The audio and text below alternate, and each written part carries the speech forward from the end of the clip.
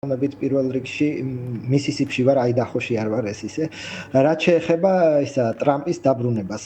ამერიკულ ინგლისურში არის კაი გამოთქმა, ხო? ქალაქში ახალი შერიფია. და მგონია რომ ტრამპის დაბრუნება და ტრამპის მიდგომა და დღეს საინაუგურაციო სიტყვა და ის პირველი ბრძანებულებები, რასაც ყველა ელოდება, იქნება ეს მიდგომა, რომ ქალაქში ახალი შერიფია. მე მგონი გიორგი შეგისწორებ, ეს იქნება რომ სოფლიოში ახალი შერიფია. შეიძლება ესეც იყოს, რომ სოფლიოში ახალი შერიფია. შეიძლება. და ყველაფერი იქნება ახლებურად. რა თქმა უნდა, ამ განცხადებაში არის როგორც სიმბოლური ნაწილი, რომ და პრაქტიკული ნაწილი, ხო, რამდენად შეიძლება ყველაფერი ახლებურად ან სხვანაირად გატარდეს, ვიდრე წინარე ადმინისტრაცია ატარებდა, ხო? ამის თვალსაჩინო მაგალითია ეგრეთ წოდებული მასობრივი დეპორტაციების დაპირება, რომელიც რეალურად თუ ჩავხედავთ, ხო, ამერიკულ ბიუროკრატიას რისი შესაძლებლობა აქვს, ხო, ამერიკის საიმიგრაციო სამსახურს და დღეიდანო ჩიკაგოდანო როგორც წერენ. კი, მაგრამ ალბათ დაიჭერენ 500, თქვათ 1000 კაცს. ისიც ძალიან ბევრია და ის 1000 კაცის ქვეყნიდან გაძევებად მით უმეტეს ამერიკაში არის უცხულესი და ლაპარაკი რომ მილიონობით ადამიანს თან უმოკლეს დროში დონალდ ტრამპი შეძლებს ქვეყნიდან გააძევოს, ძალიან რთულად წარმოსადგენია. თუმცა სიმბოლური მნიშვნელობა რომ კიდევ ერთხელ ახალი შერიფია, ახალი პრეზიდენტია, მე კენჭი ვიყარი ამ დაპირებაზე, რომ მეორე იქნება თქვათ ხო გაზეთებში წერია რომ მექსიკის საზღვარზე საგანგებო მდგომარეობის გამოცხადება. კი ბატონო, მიუხედავად იმისა რომ მეტწილად მექსიკის საზღვარი უკვე სტაბილიზირებულია 80%-ითაა შემცირებული თქვათ საზღვრის კვეთა მექსიკის საზღვარზე, მაგრამ სიმბოლური აღქმა რომ კრიზისია მექსიკის საზღვარზე და მე ეს უნდა დავარეგულირო. შესაბამისად იქნება ეს ახლებური მიდგომები, მეტწილად სიმბოლური, მაგრამ გარკვეული პრაქტიკული თქვათ შედეგებიც იქნება. გიორგი, ბოდიში პარალელურად მაყურებელს ვეთყვი, რომ ჯეიდი ვანსი მივიდა თეთრ სახლში და მას კამალა ჰარისი ხვდება კიბეებთან, რომ იცოდეს მაყურებელმა პირდაპირ ეთერში რა კადრს ადევნებს თვალყურს ვიცე-პრეზიდენტს, ალბათ ცალკე დახვედრაც იქნება მიმავალი და მომავალი პრეზიდენტების. გისმენთ თან პარალელურად, ასე ვთქვათ, განმარტე. დიახ. სხვათა შორის აი ეს ეხლა რასაც ჩვენ ვუყურებთ ძლიერად განსხვავდება, რაც 2021-ში იყო, ხო, რომ შევახსენოთ მაყურებელს. ბაიდენი გაქრა ინაუგურებსა უკეთრავად, ტრამპი არ დაესწრო. არ დაესწრო, არც ხელის ჩამორთმევები ყოფილა, ერთადერთი რაც ქნა, მართლა ხელნაწერი, ასე ვთქვათ, წერილი, რომელიც ტრადიციაა, მიმავალი პრეზიდენტი ოვალურ ოფისში უტოვებს მომავალ პრეზიდენტს, ეგ გააკეთა. სხვა ყველაფერი, როგორც იცით, ასე ვთქვათ, ჭყალებში გაიბუტა, თქვათ, ნუ 6 იანვარი მოხდა, ასევე კიდაღამ თქვათ, დაამხეს, თქვათ, ოფიციალური პროცედურა ამერიკის კონსტიტუციით გაწერილი და შემდეგ ბატონი დონალდ ტრამპი ისე გაემგზავრა, რომ არ დაესწრო ინაუგურაციას.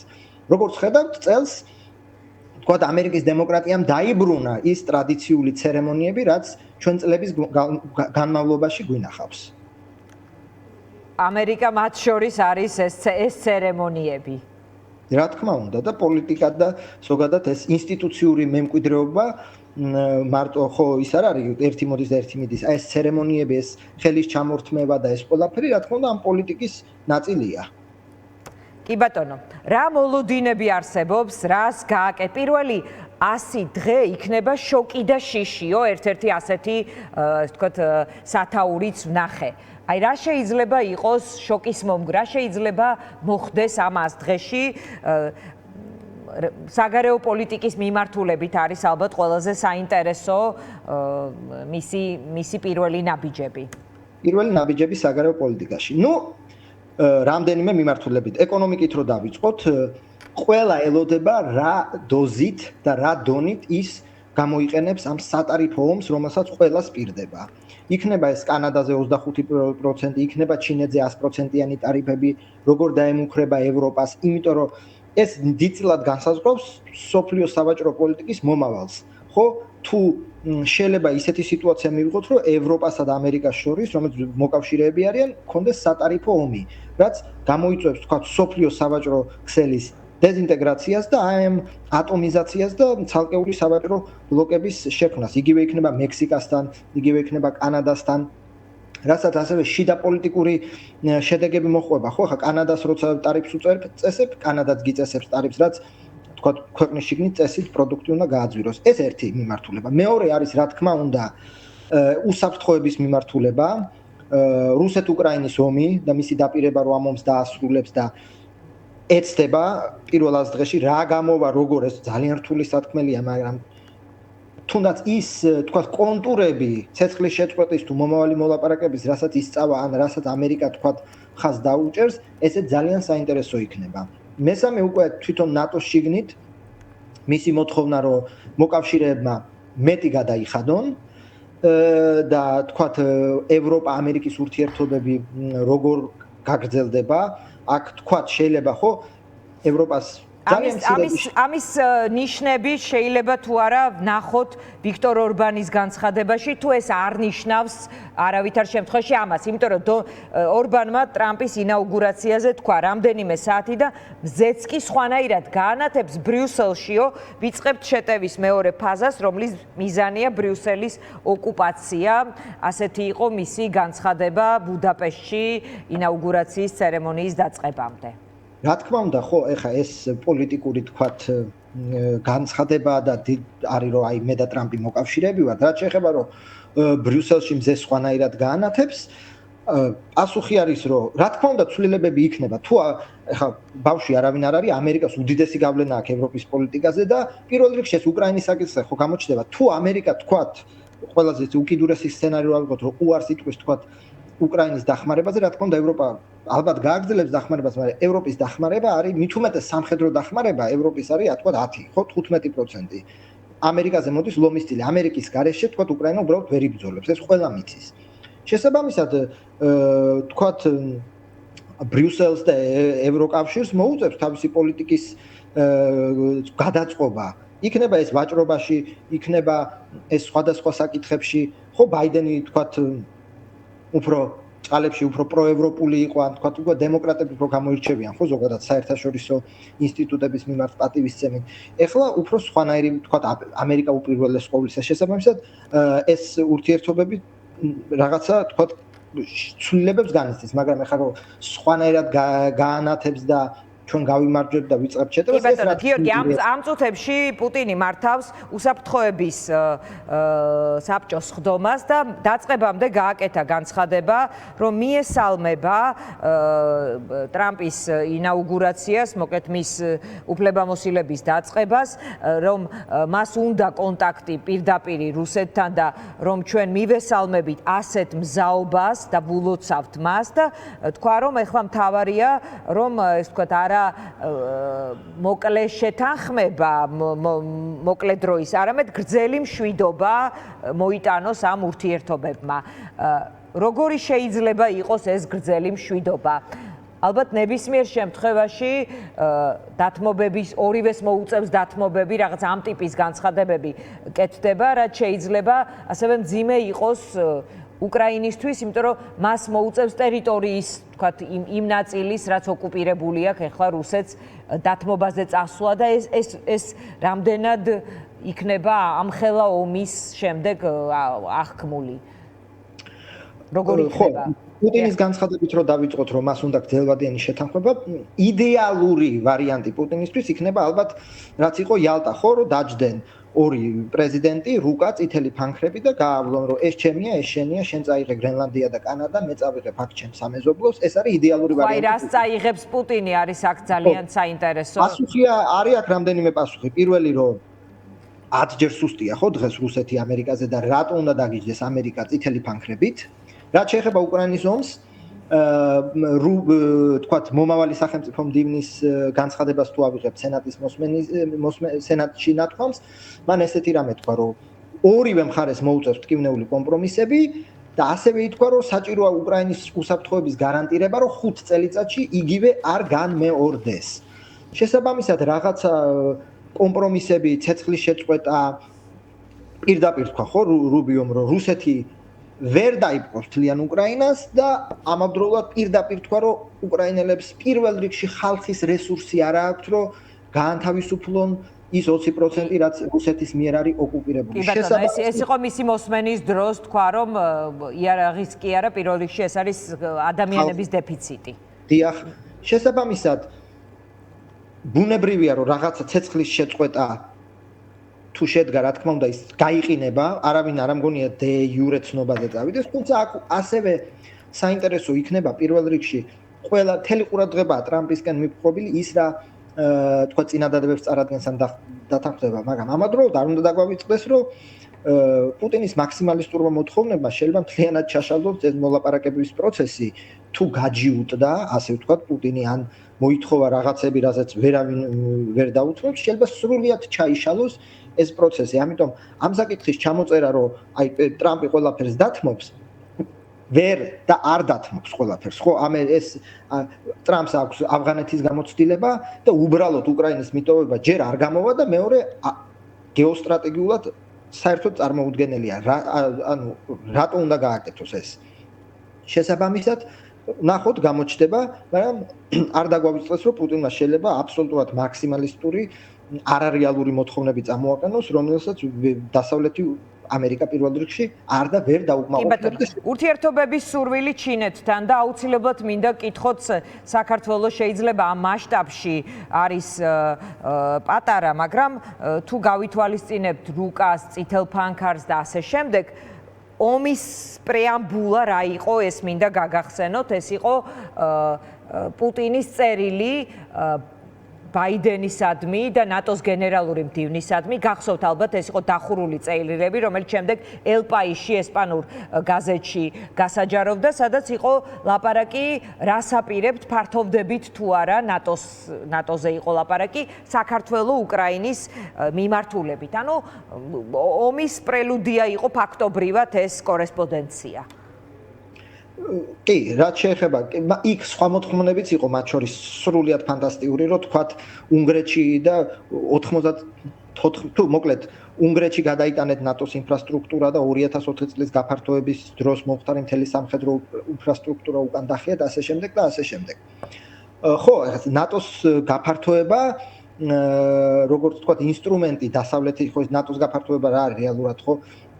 ანუ მოიწევს თუ არა ამერიკა ჩემს საზღვრებზე. ალბათ ხო, პუტინს ეს აინტერესებდა და მომავალი არ ვიცით, ხო, მომავალი კონტურების შეთანხმების რა იქნება, შეიძლება პირიქით იყოს, ხო, შეიძლება თქვა დარჩენილი უკრაინას პრინციპში ხო რა მნიშვნელობა აქვს, ამერიკის უსაფრთხოების გარანტია ექნება დარჩენილ უკრაინას თუ ნატოში მიიღება, ხო, ნატოც ხო რეალურად ამერიკის გარეშე ნატო არ არსებობს. ასე თუ მივუდგებით საკითხს.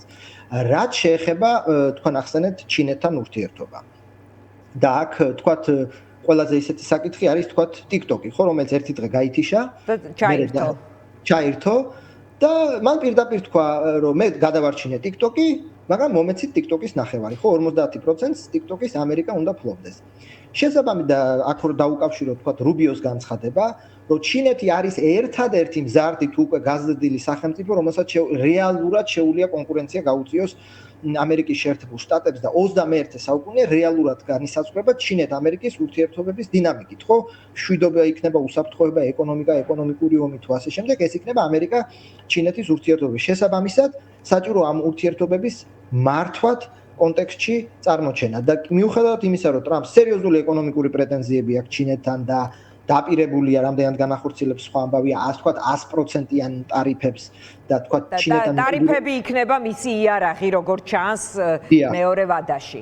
ამავდროულად და ეს გამოჩნდა ვთქვათ სი ძინპინის დაპატიჟებით და ჩინეთის ვიცე-პრეზიდენტი ესწრება, ხო, როგორც ვიცით ინაუგურაციას, ტრამპს სურს განჭრეტადი დეესკალირებული ურთიერთობები ჩინეთთან, ეს გაცვეთილი სიტყვა, მაგრამ თქვათ დალაგება, თქვათ ამ ჩინეთთან ურთიერთობის დალაგება, რომ ეს ორი სუპერსახელმწიფო თქვათ ერთმანეთს არ შეასწრებს. ეს თქვათ ბაიდენსაც სურდა.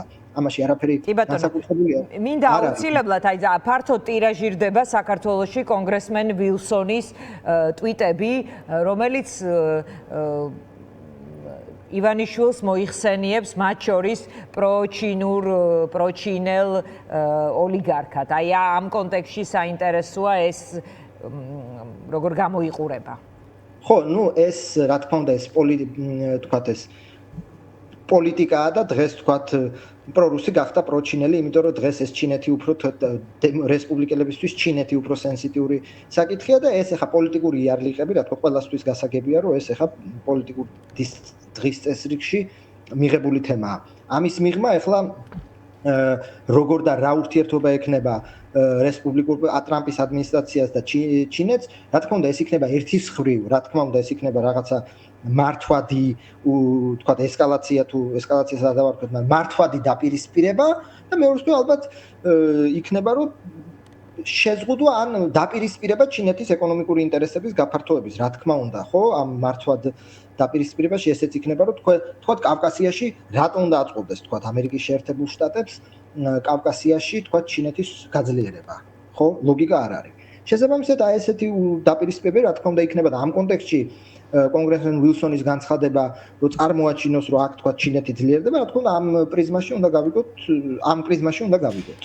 კი ბატონო, მოლოდინები, რომელიც საქართველოს ხელისუფლებას აქვს, ის მუდმივად, ეს თქვა, ბოლო პერიოდში შეიძლება არა იმ ტიპის ინტენსივობით, როგორც თავიდან, როცა კობახიძე ამბობდა, როგორც იტყვის ტრამპი, ისე იქნება, მაგრამ მათ ჰქონდათ გათვლა, რომ სწორედ ადმინისტრაციის შეცვლასთან ერთად გადაიხედებოდა ურთიერთობები შეერთებულ შტატებთან, გადაიტვირთებოდა სხვადასხვა ტერმინს ხმარობენ, რამდენად არის ამის მოლოდინი შეიძლება ჰქონდეთ მათ.